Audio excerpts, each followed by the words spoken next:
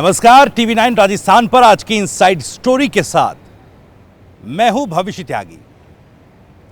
एक पुरानी कहावत है, सर सलामत तो पगड़ी हजार। यह कहावत क्या राजस्थान की सियासत में सचिन पायलट पर चरितार्थ हो रही है? यह एक बड़ा सवाल है। यह सवाल किस लिए है या यह सवाल हम क्यों उठा रहे हैं? दरअसल आपको वो तस्वीर याद होगी, वो शपथ, वो सौगंध याद होगी जब प्रदेश अध्यक्ष की कमान संभालने के बाद सचिन पायलट ने कहा था कि जब तक कांग्रेस को सत्ता में न ला दूं तब तक सर पर पगड़ी या साफा नहीं बांधूंगा।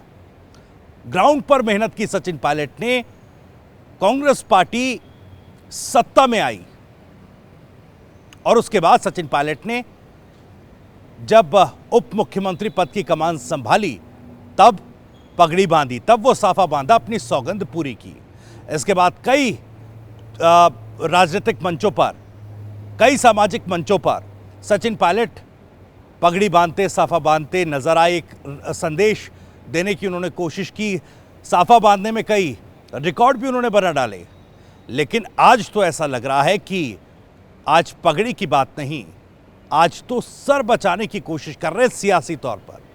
यह हम किस लिए कह रहे हैं? दिल्ली में जो बैठक हुई उसमें कहा जा रहा है कि दोनों नेताओं के बीच सुलह हो गई है, एक साथ चुनाव में जाने की बात की जा रही है। केसी वेणुगोपाल साहब ने साफ तौर पर कहा कि पार्टी एकजुट होकर चुनावी मैदान में उतरेगी और दोनों नेताओं ने फैसला जो है आलाकमान पर छोड़ दिया है। लेकिन इस पर कंफ्यूजन इसलिए हो रहा है क्योंकि सचिन पायलट ने जो 3 मांगे उठाई थी उन पर कोई क्लैरिटी नहीं दी गई। अब बीजेपी भी सवाल पूछ रही कि भाई सरकार बताए कि सचिन पायलट जो बात कह रहे थे, जो मांग कर रहे थे, क्या उस तरह का कोई एक्शन गहलोत सरकार लेगी क्या?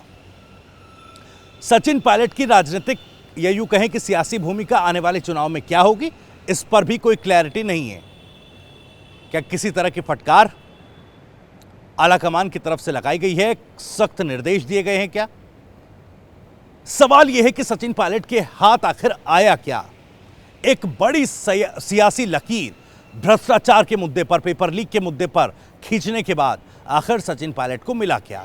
लोग तब सवाल पूछ रहे हैं कि अगर सहमति बनी है तो सचिन पायलट भी इस बात का जवाब दें कि जो मांगे उन्होंने रखी थी सामने, उन मांगों पर क्या फैसला लिया गया है और किस तरह से अब चुनावी मैदान में सचिन पायलट जाएंगे।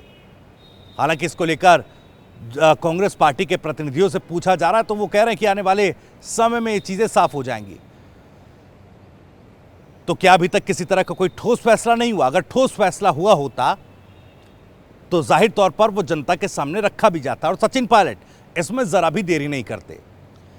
तो क्या बिना किसी ठोस फैसले के उन 3 मांगों पर बिना किसी ठोस फैसले के ही सहमति बना ली गई है क्या? और अगर ऐसा है तो क्या वो मुद्दे कॉम्प्रोमाइज हो गए हैं क्या? अगर वो मुद्दे कॉम्प्रोमाइज हुए, हम लगातार ये सवाल पूछ रहे हैं कि सचिन पायलट के हाथ क्या आया है? क्या सचिन पायलट के हाथ खाली रह गए हैं हर बार की तरह? 2018 में भी साफा बांधा, सत्ता में आए तो यह जरूर महत्वाकांक्षा थी कि सरकार की कमान भी, सत्ता की कमान भी सचिन पायलट के हाथों या उनके सर पर वो ताज सजेगा, लेकिन ऐसा हुआ नहीं। गहलोत साहब के सर वो ताज सजा। 2020 में भी इस तरह की चीजें हुई, मानेसर कांड हुआ, लेकिन तब भी हाथ खाली रहे। 25 सितंबर 2022 को जो घटनाक्रम हुआ उसमें भी सचिन पायलट के हाथ खाली रहे। इसीलिए कहा जा रहा है कि गहलोत का क्या फिर से दांव चला और सचिन पायलट के हाथ खाली रह गए क्या? हालांकि इस पर आने वाले समय में और चीजें क्लियर भी हो जाएंगी, क्योंकि अभी तो दिल्ली से जयपुर पहुंच चुके हैं मुख्यमंत्री अशोक गहलोत और कल का जो दिन है, कल की जो तारीख है, ये कहा जा रहा है कि सचिन पायलट अपने विधानसभा क्षेत्र टोंक जाएंगे, कई ग्राम पंचायतों में लोगों से मुलाकात करेंगे, अपने समर्थकों से मुलाकात करेंगे, उनकी जनसुनवाई वो करेंगे। अब किस तरह से राजनीतिक तौर पर, सियासी तौर पर आगे बढ़ते हैं उस पर तो हमारी नजरें टिकी ही हैं, लेकिन सवाल यह है कि क्या ये सुलह है या फिर उसी जंग के नए अध्याय का एक और पन्ना खुल चुका है? ऐसा हम इसलिए कह रहे हैं क्योंकि केसी वेणुगोपाल को आपने सुना होगा, मैं एक बार फिर से सुनवाता हूं। बैठक के बाद उन्होंने किस तरह से कहा था कि दोनों ही नेताओं ने यह फैसला आलाकमान पर छोड़ दिया। पहले सुनिए, उसके बाद आपको कॉन्फ्लिक्ट कहां आ रहा है, कॉन्ट्रडिक्शन कहां है, वो भी आपको समझाऊंगा। both of are in agreement that Congress party has to go together and definitely we will win election in Rajasthan. तो सुना आपने, केसी वेणुगोपाल ने सीधे तौर पर कहा कि फैसला आलाकमान पर छोड़ दिया गया। अगर ऐसा है तो मुख्यमंत्री अशोक गहलोत साहब इस बैठक से निकलने के बाद ही खुद को सीएम दावेदार बताने से पीछे नहीं हट रहे हैं।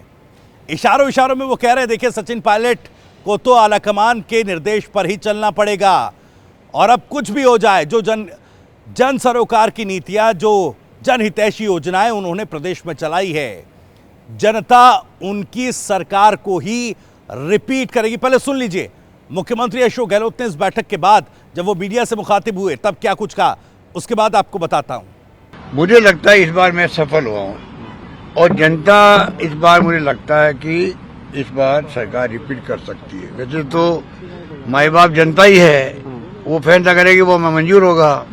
मुझे एहसास होता है जब मैं जाता हूं दौरे में और जो लोग मुझसे मिलते हैं, जिस प्रकार से युवा मिलते हैं, महिलाएं सब मिलते हैं, अति उत्साह उन लोगों के अंदर है। और मैं जगह जगह रुकता भी हूँ, बात करता हूँ उनसे, मीटिंग करता हूँ, तो मुझे ऐसा लगता है कि इस बार लोग मुझे वापस रिपीट करके बताएंगे। तो मुख्यमंत्री अशोक गहलोत को आपने सुना, उन्होंने इशारों इशारों में साफ कर दिया कि मुख्यमंत्री का फेस तो वही है। अब सवाल ये उठ रहा है, जब केसी वेणुगोपाल साहब ये कह रहे हैं कि दोनों नेताओं ने आलाकमान पर फैसला छोड़ा है, तो फिर गहलोत साहब क्यों मुख्यमंत्री फेस के तौर पर खुद के नाम का ढिंडोरा पीटने में लग गए हैं? और क्या ये बात सचिन पायलट को नागवार नहीं गुजरेगी कि जब सहमति बनी तो फिर इस तरह के बयान मीडिया में क्यों दिए जा रहे हैं, कि इस तरह की बातें पब्लिक डोमेन में क्यों की जा रही है, जो एक नई खाई दोनों नेताओं के बीच पैदा कर दे? क्या सुलह की ये कोशिशें हर बार की तरह इस बार भी नाकाम ही हैं? हालांकि गौर करने वाली बात यह है कि सचिन पायलट ने अभी इस पूरे मामले पर कुछ भी नहीं कहा है। वो टोंक जाएंगे, वहां पर भी मीडिया उनसे बात करने की कोशिश करेगी, हमारे तमाम जो रिपोर्टर्स हैं वो भी उनसे सवाल पूछने की कोशिश करेंगे। अब सचिन पायलट क्या जवाब देंगे? सवाल तो ये भी उठ रहा है कि अल्टीमेटम का तो आज आखिरी दिन है, 30 मई। क्या उन्होंने इस सहमति के बाद जो केसी वेणुगोपाल बता रहे हैं, क्या उस आंदोलन को रद्द करने का फैसला कर लिया है, या मुख्यमंत्री अशोक गहलोत के इन तेवर, इस रवैये को देखकर सचिन पायलट फिर से उसी उग्र अंदाज में इस जंग को जारी रखेंगे? यह बड़ा सवाल है, सुलह या फिर जंग। और यह जंग केवल कांग्रेस पार्टी के भीतर नहीं है, बीजेपी के बीच भी यह जंग चल रही है। दरअसल आपको बता दें, कल ही प्रधानमंत्री नरेंद्र मोदी का दौरा भी होना है, अजमेर का दौरा।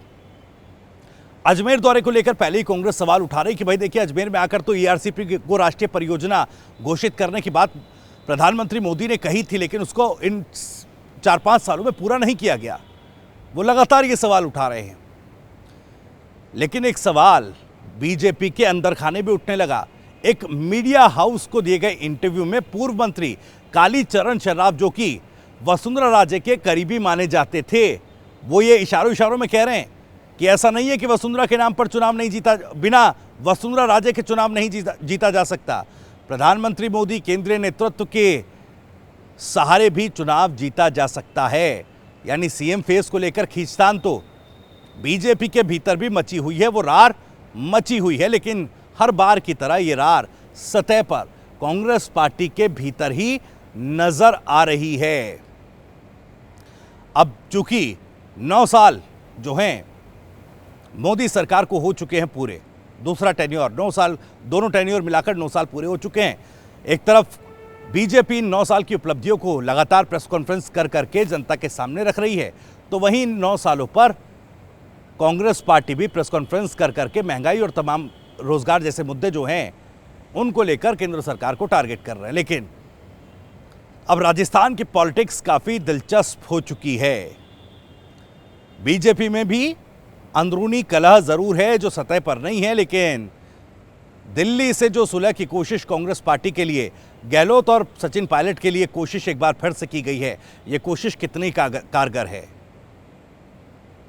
यह अपने आप में एक बड़ा सवाल। या फिर गहलोत की जादूगरी के सामने सचिन पायलट ने घुटने टेक दिए हैं, सरेंडर कर दिया है पूरी तरह से। यह भी अपने आप में एक बड़ा सवाल। क्या सचिन पायलट को लगने लगा क्या कि 13% गुर्जर वोट बैंक के सहारे वो जंग नहीं लड़ी जा सकती, जो वो जंग जो है लड़ने की कोशिश कर रहे हैं। जिस पद की महत्वाकांक्षा है वो इस वोट प्रतिशत के सहारे नहीं लड़ा जा सकता, क्योंकि ये वोट प्रतिशत तो जुड़ जाएगा, लेकिन बाकी चीजें जो जोड़ने की जरूरत थी, जो कोशिश लगातार सचिन पायलट कर रहे थे, लगातार सचिन पायलट अपनी सभाओं में कह रहे थे कि वो जाति विशेष वर्ग विशेष के नेता नहीं, वो 36 बिरादरी के नेता हैं। क्या वो चीजें अभी सतह पर उतर नहीं पाई है क्या? और यही वजह है कि सचिन पायलट सरेंडर करते दिखाई दे रहे हैं क्या? आज की इस इनसाइड स्टोरी में इन्हीं सवालों के साथ इतना ही। आप भी इस पूरे मामले पर कुछ कहना चाहते हैं, अपनी बात रखना चाहते हैं, तो जरूर कमेंट बॉक्स आपके लिए खुला हुआ है। दिल खोलकर अपनी बात रखिए। कोई सवाल है आप वो भी पूछ सकते हैं कमेंट बॉक्स के जरिए। कमेंट में आप अपना सवाल लिख सकते हैं और इस वीडियो को ज़्यादा से ज़्यादा लाइक भी करिए, शेयर भी करिए। राजस्थान से जुड़ी और भी तमाम खबरों को सबसे पहले जानने के लिए आप सब्सक्राइब जरूर कर लीजिए TV9 राजस्थान। नमस्कार।